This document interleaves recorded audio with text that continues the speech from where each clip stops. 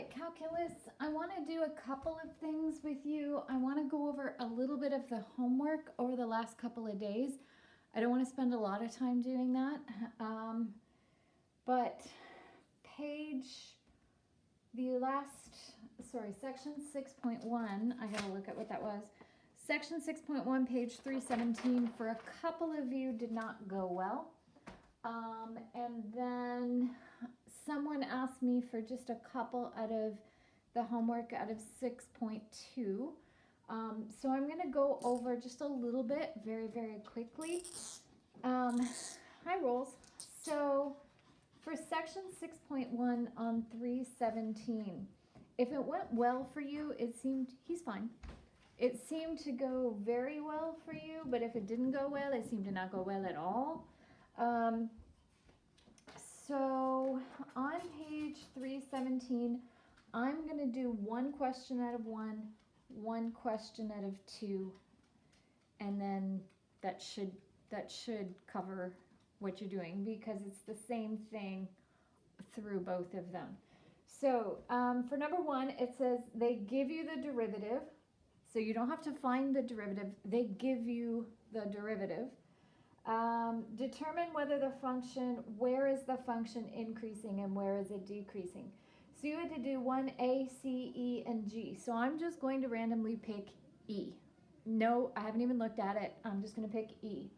1E says that the derivative is x times x plus 2 times x plus 3. So if that's the derivative and you want to know where it's increasing and decreasing, you make the derivative equal to 0. Now they were very nice to you and they have this already factored. So that means either this piece, the x piece, could be 0. The x plus 2 piece could be 0, which means x would be negative 2. Or the x plus 3 piece would be 0, which means x is negative 3. So for me, I would set up a little table where I had that broken down. Now I know I brought my calculator up with me. There it is. So I'm going to pick a number less than negative 3, anything you want. And I'm going to put it back into the derivative and I'm going to see, do I get a positive answer or do I get a negative answer? So let's say I choose negative 5.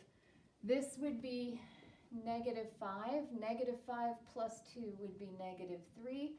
And negative 5 plus 3 would be negative 2. When I multiply those, I get 15 times negative 2, which is negative 30, which means before negative 3. So where is it increasing and where is it decreasing? And they're going to give the answer most likely as interval notation. So anything before negative 3, so from negative infinity all the way to negative 3, it's decreasing. Not including negative 3 because at negative 3 it's 0. So then I have to pick a number between negative 3 and negative 2. So unfortunately, that means I'm going to have to do a decimal. So I'm going to pick negative 2.5. So this would be negative 2.5. Negative 2.5 plus 2 would be negative 0.5. And negative 2.5 plus 3 would be positive 0.5. Now again, I don't even care what the answer is. I only care, is it positive or is it negative? So if I do a negative times a negative, that makes a positive. And then if I multiply it with another positive, I get a positive answer. So it's increasing. So from negative 3 to negative 2, the graph is increasing. Now what about from negative 2 to 0? Again, I'm going to pick a number, negative 1. So this would be negative 1. Negative 1 plus 2 would be 1. Negative 1 plus 3 would be 2. If I multiply that out, I get a negative answer, so that is decreasing. So from negative 2 to 0, the graph is going down. So again, you're getting a picture of what is happening with that graph. Now, numbers bigger than 0, so 1. That would be 1. 1 plus 2 is 3. 1 plus 3 is 4. A positive times a positive times a positive makes a positive. And so now it's back to increasing. So from 0 to infinity, it's increasing. I would do that for all the questions in number 1. Again, if you read, if you look at it, it says they gave you the derivative. All you had to do is make it equal to 0 and then do your test intervals. Then I asked you to do 3A, C, D, F, and L. So I'm going to choose right in the middle. I'm going to choose 2D. Again, I haven't even read the instructions. I don't know what I'm doing. Without graphing, yay, determine the intervals of increase and decrease for each function. So they're just adding a step into this because they're not telling you what the derivative is. They're giving you the original this time. So for D, x cubed minus 3x plus 1. X cubed minus 3x plus 1. That is my y. So I need the derivative because I need to make the derivative equal to 0. In order to make it equal to 0, I need to know what it is. So the derivative would be 3x squared minus 3. I'm going to make that equal to 0. And then I'm going to solve. So I'm going to bring the 3 over. So I'm going to divide both sides by 3. So when I take the square root, I have plus or minus 1. So again, I'm going to have a little table, negative 1 and 1. I'm going to have, where is it increasing? Where is it decreasing? And I'm going to choose a number before negative 1.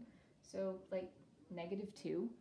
And I'm going to put it back into the derivative. Negative 2 squared is 4. 4 times 3 is 12. 12 take away 3 is positive 9. So from negative infinity up to negative 1, the graph is increasing. Now from negative 1 to 0, from negative 1 to 1, I'm going to choose 0. 0 squared is 0 times 3 is 3 minus 3 is negative 3, which means it's decreasing. So from negative 1 to 1, the graph is decreasing. And then after 1, say 2. 2 squared is 4 times 3 is 12. Take away 3 is positive 9. So that means we're back to increasing. So from 1 to infinity, it's increasing. That's really all they wanted you to do there in that first section, page 317. So I did 1 out of 1, I did 1 out of 2. Hopefully that clears up. Hopefully if you messed it up, you can see where you were going wrong, what it was you were doing or not doing. So then I started section 6.2. We did not finish it, so I only gave you a few questions to do. The ones that were asked of me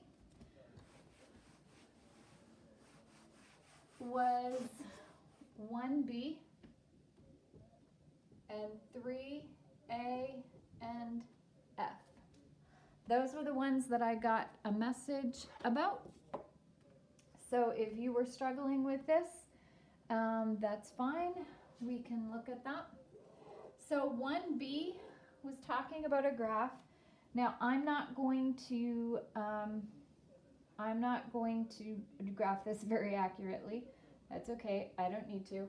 But it looks something like this. It comes down here, and then it comes down here, goes up, back down, up, and then back down again with an arrow on both ends.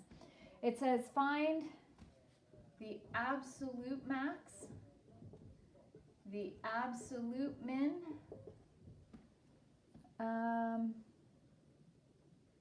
of each function. It doesn't ask for local max and mins at all. It just asks for the absolute maximum and the absolute minimum. Now, since I have you here, I'm going to talk also about local maximums and minimums. If they asked me about local maximums, there would be one here, and one here. By the way, that touches. There would be 3 of them, and I would have to give the location of each.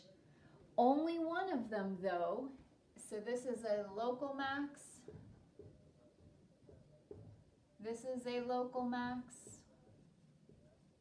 And this would be a local maximum. The one that is the absolute, though, is this one, because that is the highest that the graph goes. Now, where is that? Well, to me, that looks like negative 1.5 and 3. So the absolute max happens at negative 1.5 and 3. Now, at the back of the book, they probably just say that the absolute maximum is 3. They mean the absolute highest that the graph goes is 3. I tend to just give it as a location. The highest it goes is 3 at negative 1.5. That's where that maximum happens. So if you just tell me that the absolute maximum is 3, that's fine, I take that. Or if you give me the full location, you go back 1.5 to go up 3, I take that as well. All right, absolute minimum. So let's talk about that a little bit. There are 2 local minimums, 2 valleys. This would be a local minimum, and this would be a local minimum. Now, what some people would tell me is that this is the absolute minimum because it's lower than that one. However, on this end of the graph, the arrow points downward, and on this end of the graph, the arrow points downward, which means the graph goes down forever on both sides. So absolute minimum, there is no absolute minimum. There is no absolute lowest that it goes. So just there is none. There is not an absolute. There are 2 locals, but there's no absolute. So that's number 1B. 3A. 3A, gotta flip my page, sorry. 3A says determine the critical numbers of each function and then apply the first derivative test. All the first derivative test is do the little table like you do in the first section, okay? Determine whether the critical numbers corresponds to a local maximum or a local minimum, and determine those values. So for 3A, they give you y as x minus x squared. So if I want to find local maximums and local minimums, I need to find where is the graph increasing and where is it decreasing, because if it goes from increasing to decreasing, you have a maximum. If it goes from decreasing to increasing, you have a minimum. So I'm going to do the derivative. I'm going to make it equal to 0, and I'm going to solve. So 1/2, when x is 1/2, that is a critical number. That is a place where the graph could shift from going in one direction to going in the other direction. So I'm going to pick a number less than 1/2, so say 0, and I'm going to put it into the derivative. So if I put 0 in here, I end up with 1 minus nothing. I end up with a positive number, so it is increasing.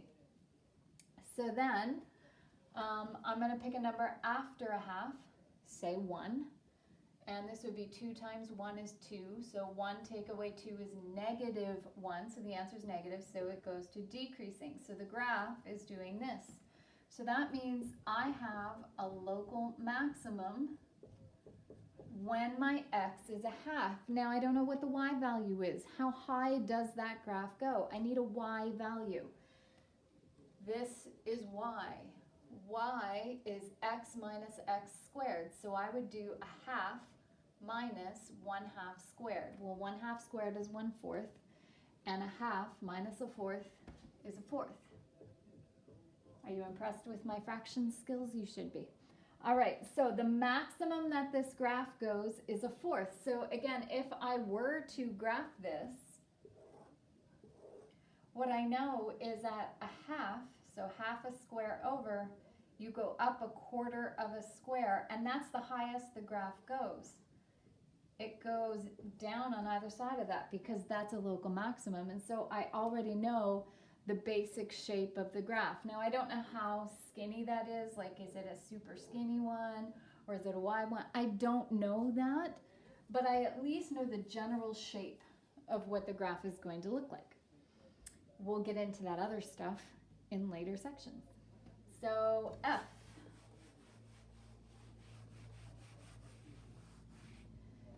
F says 3x squared minus 8x plus 4. 3x squared minus 8x plus 4. That is my y. So the derivative would be 6x minus 8. I'm going to make it equal to 0. I'm going to solve. So 8 is 6x. So x is 8 over 6, which reduces to 4 over 3. So in other words, 1 1/3 or 1.333333333. So 4 over 3 is my x. So I'm going to pick a number less than 4 over 3, 0, and I'm going to put it into here. 6 times 0 is 0, minus 8 is negative 8. So before 4 over 3, the graph is going down. After 4 over 3, so I need to pick a number bigger than 4 over 3, bigger than 1 1/3, bigger than 1.333, so 2. 6 times 2 is 12. 12 take away 8 is like 4, and so it's a positive 4, so it's increasing. So I have a minimum there. So I have a local minimum when my x is 4 over 3. But I need to know what's the y value. How low does that graph actually go? So I need a y value. Don't put it into here. This isn't y. This is y prime. Put it back into here to get the y. So 3 times 4 over 3 squared minus 8 times 4 over 3 plus 4. Can't do that one in my head. Can't impress you that much. So do 4 over 3 squared times 3 minus 8 times 4 over 3 plus 4 is negative 1 1/3 or negative 4 over 3. So again, they didn't ask me to graph it, but if they did, at 1 1/3, you go down 1 1/3. That's a minimum, so it goes up on either side. And that would be the basic shape of the graph. All right, so I'm going to stop this video here. This was basically just going over homework, so I'm going to make another video right now. Oh, it's a fly. I thought it was a spider. I'm going to make another video right now, just finishing up section 6.2, so just a sec.